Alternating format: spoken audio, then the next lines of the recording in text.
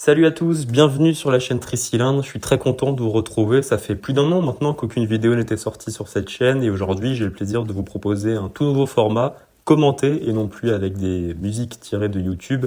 Je vous emmène pour cela avec moi au Vietnam où j'ai eu la chance de partir en vacances et de réaliser 2 road trips.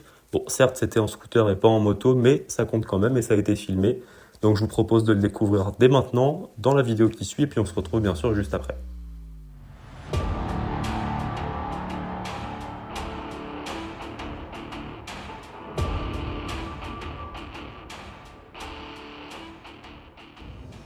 Mon voyage a donc débuté à Hanoï, la capitale du pays où j'ai atterri. J'y ai passé 2 jours pour découvrir cette grande ville d'un peu moins de 9 millions d'habitants.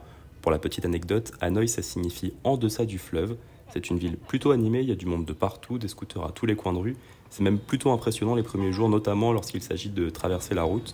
Mais on finit par s'y faire et le système fonctionne plutôt bien, je n'ai vu d'ailleurs aucun accident pendant mon séjour. Au cœur du vieux quartier, il y a cette petite rue assez féerique, je dirais, et touristique aussi, où passe le train qui rejoint la gare de Hanoï. Le train passe littéralement à 20 cm des touristes, ce qui rend cette expérience vraiment sympa. On se croirait presque dans un décor de film.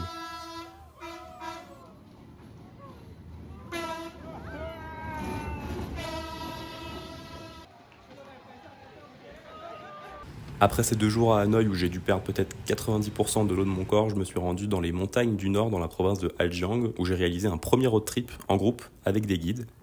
Puis, j'ai fait le grand classique des touristes au Vietnam, la baie d'Along, avec une croisière de 2 jours sur l'eau. Les paysages sont vraiment magnifiques et à couper le souffle.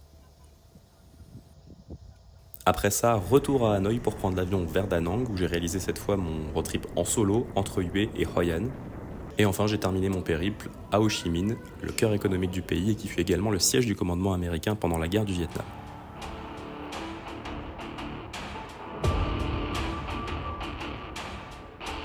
Allez, place aux choses sérieuses avec ces magnifiques montagnes de la province de Hà Giang.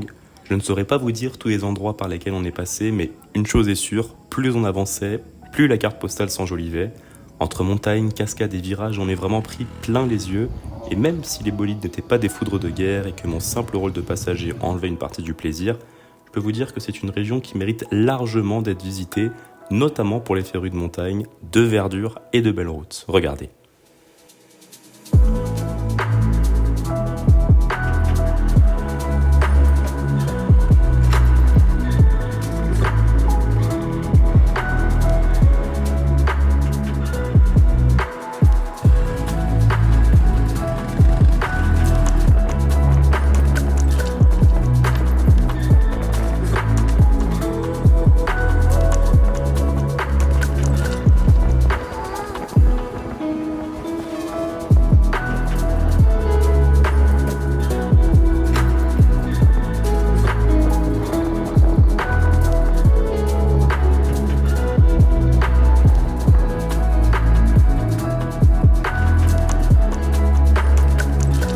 Et pendant ce road trip, on a aussi eu l'occasion de naviguer sur la rivière Ngoc Huê, des paysages encore une fois magnifiques.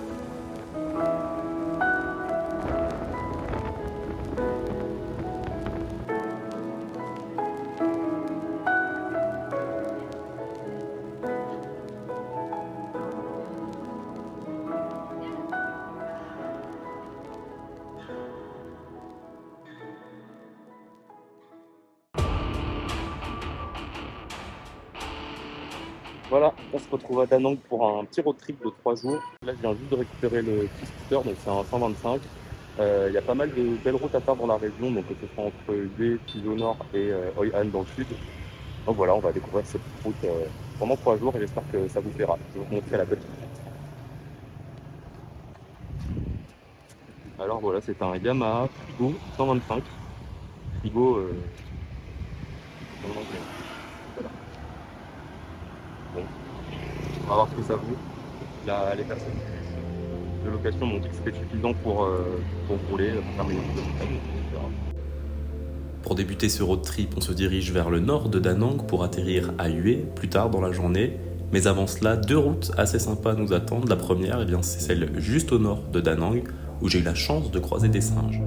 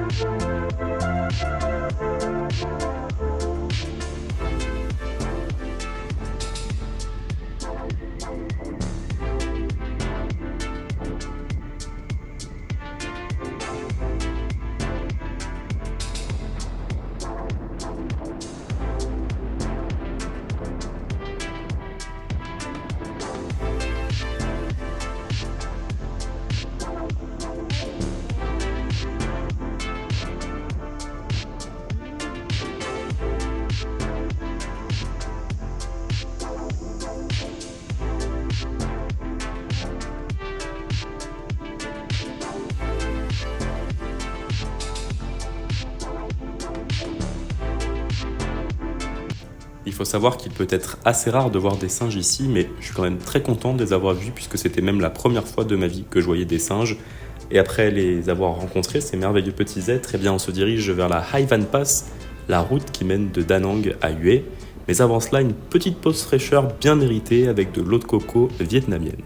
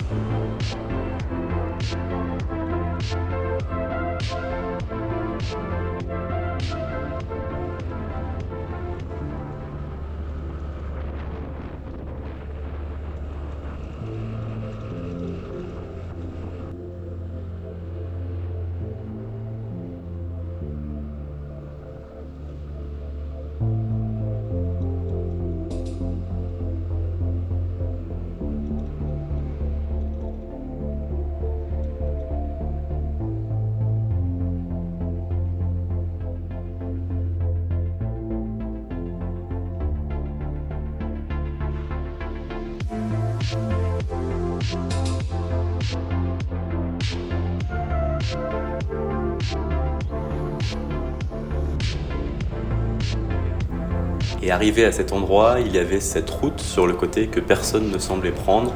Alors je me suis dit pourquoi pas s'y aventurer pour voir ce qu'il y a au bout de cette route.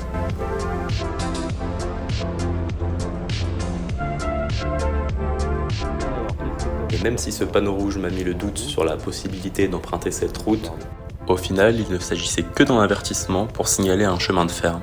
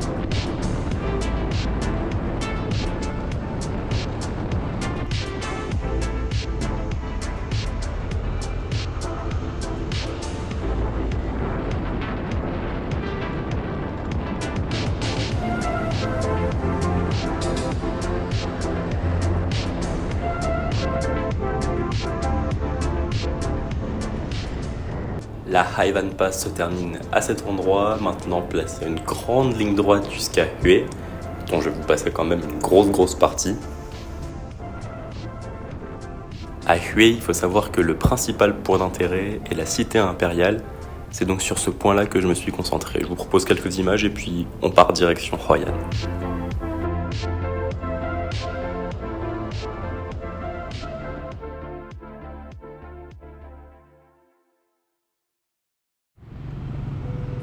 Et avant d'arriver à la cité impériale, il faut traverser ce pont, le pont Chongtian, qui a été construit par les Français à la fin du 19e siècle. Il nous rappelle d'ailleurs un fameux monument français à Paris.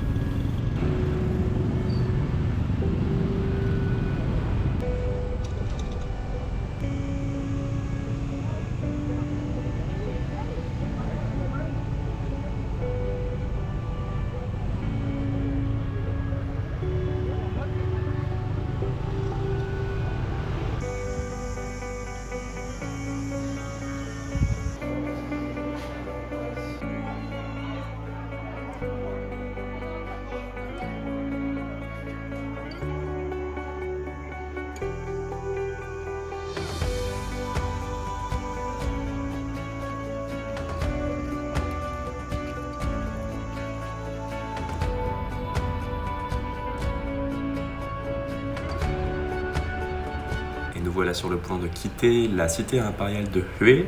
Avant de nous rendre à Hoi An, je vous propose un détour par la lagune Tanjong.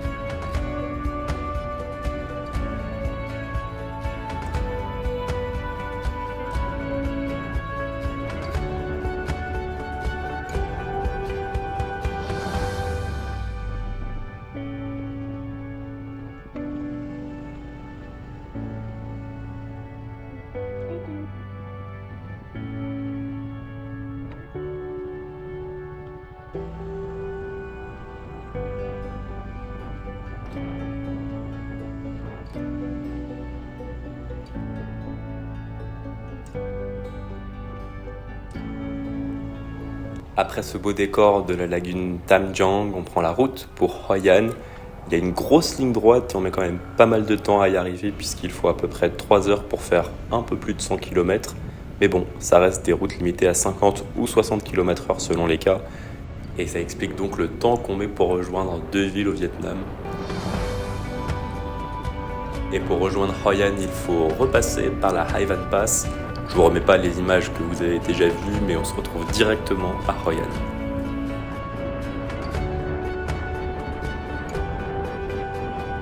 Et sur la route, on croise des collègues scooteristes avec des cargaisons assez originales.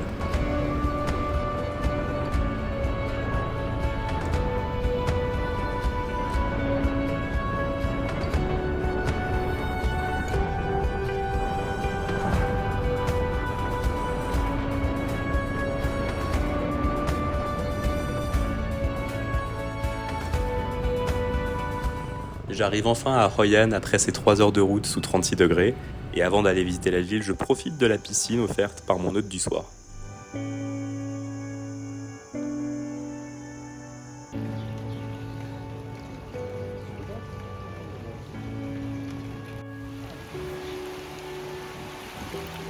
Comme chaque soir, l'orage a permis de faire baisser la température, de quoi envisager une visite nocturne de la ville plus fraîchement.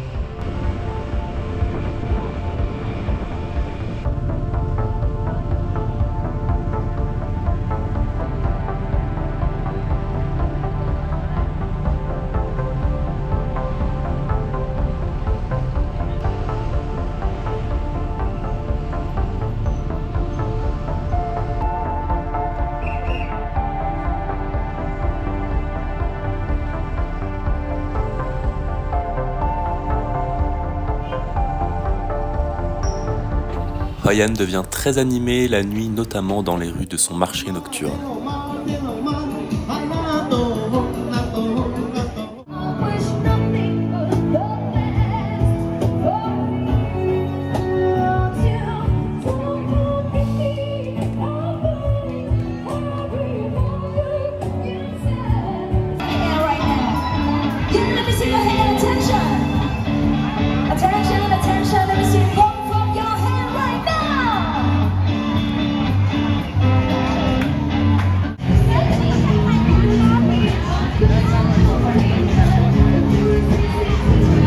Et c'est ainsi que se termine ce deuxième jour de road trip à Hoi An.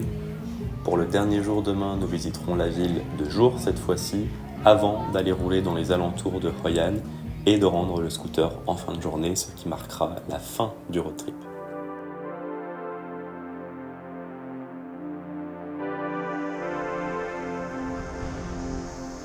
Et avant de visiter la ville, direction la plage pour y passer la matinée.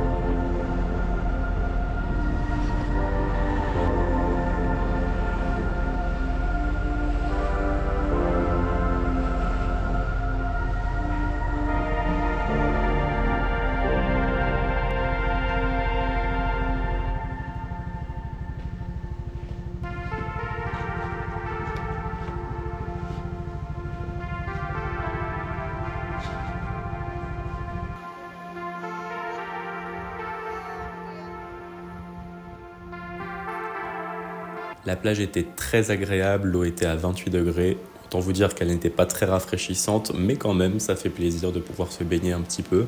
C'est maintenant l'heure de retourner à Hoi An, histoire de visiter la ville à pied et de manger, bien sûr.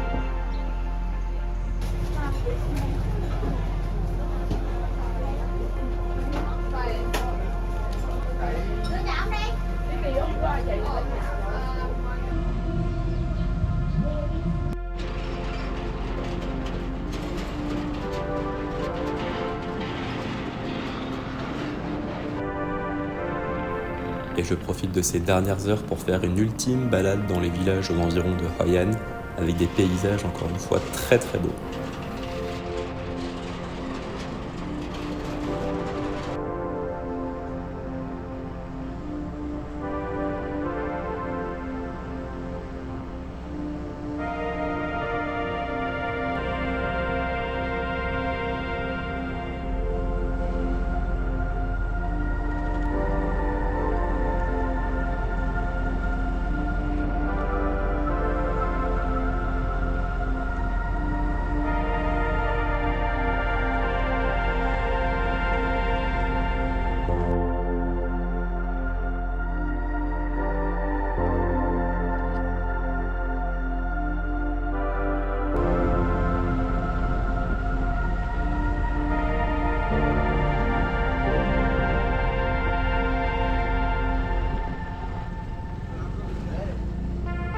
Voilà, on arrive au terme de ce périple. J'ai beaucoup aimé rouler au Vietnam avec ses règles très différentes des nôtres en France.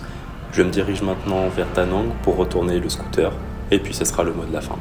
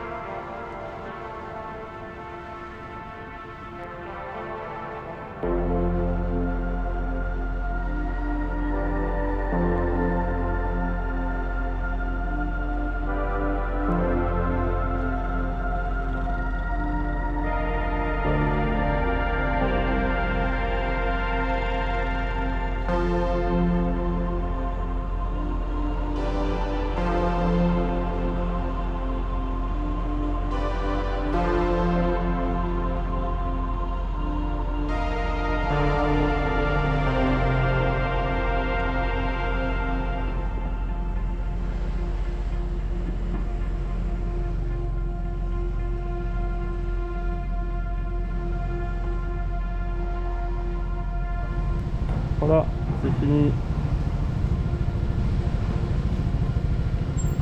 Hello.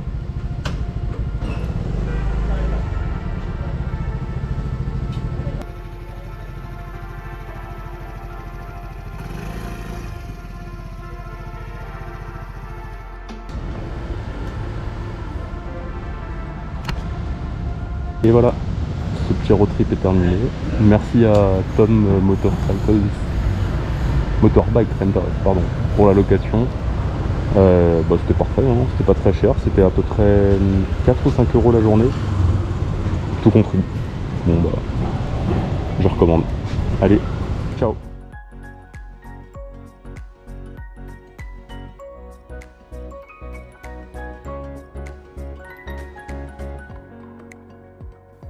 Et voilà pour ces belles images du Vietnam, j'espère que la vidéo vous aura donné envie d'aller vous aussi arpenter les routes du pays, même s'il fait quand même très très chaud en été.